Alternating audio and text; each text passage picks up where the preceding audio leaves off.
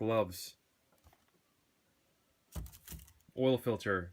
It is the K&N 204, paper towels, rubbing alcohol, socket wrench, 17mm socket, oil, motorcycle oil. For synthetic, I choose Rotella T6 as well as Castrol 4T, and also a oil pan and funnel. The oil filter for the FC09 is also confirmed, which is a K&N 204. All right, so we're gonna go ahead and take it out of the garage, start the bike up, let it get warmed up for about a good minute or so, and then bring it back in. 1 minute, 37 seconds later. We got it warmed up for about a good minute. I want to go ahead and put the rear wheel onto the stand here, and then start draining the oil in the pan.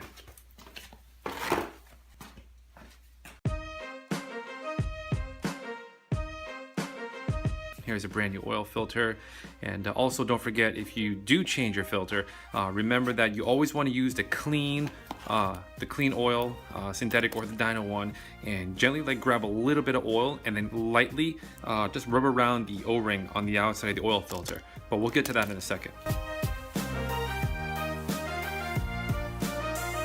Draining out right now. See if I can show you guys here. In there, we'll probably just let it drain there for about a good 5 or 10 minutes just to make sure we get any of that excess stuff out of there. And we're also going to open the oil fill cap as well. Oil fill cap is right there, so I'm just going to go ahead and remove that.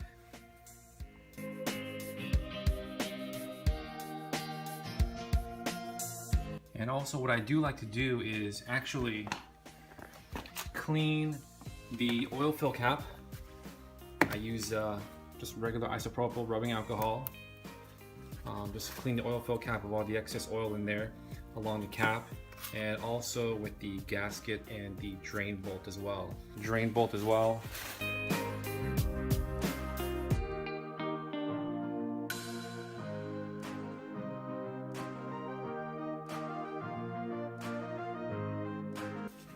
Voila, and just go ahead and let that dry off. And then we're going to do the drain bolt as well.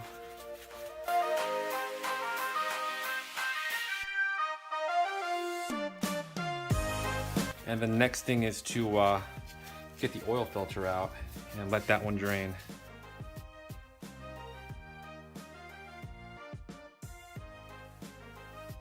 I like using the breaker bar because I get a little bit more better grip on it. One of the really nice things about having a naked bike is literally no fairings to worry about. Cut your time literally almost in half. Alrighty. And also the headers actually, you don't have to worry about putting tinfoil over them like I used to do on the CBR. And I got this oil pan from Harbor Freight. There's a little notch right there, a little lip or something that you can basically just put your old oil filter there, let it drain out, which is really nice. And as you can see, oil from the drain bolt over there, and also from where the oil filter is coming out nice and easy here. So we'll let it drain out for a couple minutes and go from there. Alrighty, so it looks like the oil is pretty much stopped dripping. So what I'm going to do is go ahead and install the brand new oil filter, close up the drain bolt, and then start pouring in the brand new oil.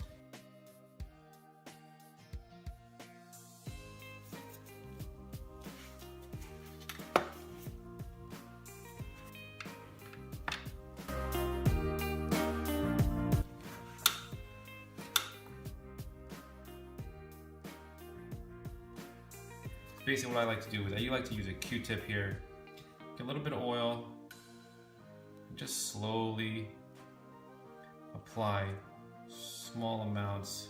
Let's go ahead and reinsert the oil filter. Alright,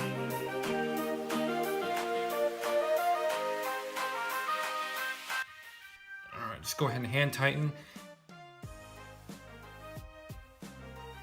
One of the nice things about K&N filters is that it actually has a 17mm bolt on there, or really any bolt, where you can just use a wrench and and just get a good grab on it. So that's really nice. There we go.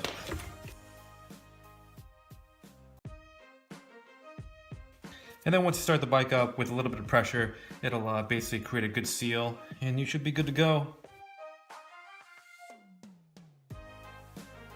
Go ahead and start adding the oil here. For most modern bikes, I believe they do have a little window here where you can actually see how much oil you do have in there. So basically that small little window is a little oil window. You can kind of tell once you got the bike leveled out how much oil you got in there, but there's going to be a low and a high. Obviously check your manual, see where those are. You know, anywhere in between should be good to go.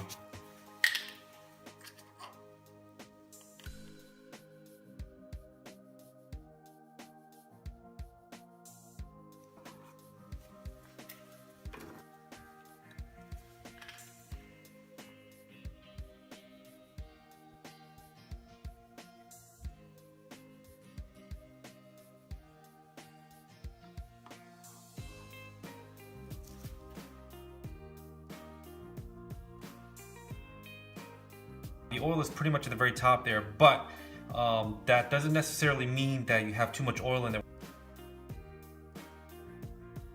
So what we're gonna do right now is we're gonna go ahead and put the oil fill cap back on. We're gonna take the bike back outside the garage, start it up for about a good 30 seconds, let the fresh oil filter into the new oil filter, and then we're gonna bring it back in here. We're gonna level out and see where we're at from there. We might have to add a little bit more because I do know that with the new oil filter change, I didn't actually put in the required amounts of oil. I think I put like around 2.6 quarts, give or take. Manual says 2.84, 2.85. So I'm gonna probably top it off just a little bit once I get it started. 5 minutes later. Alrighty guys, so I put the bike outside, started off for about a good 30-45 seconds, and hopefully the oil did cycle into the new filter. Let's go ahead and check the oil levels now.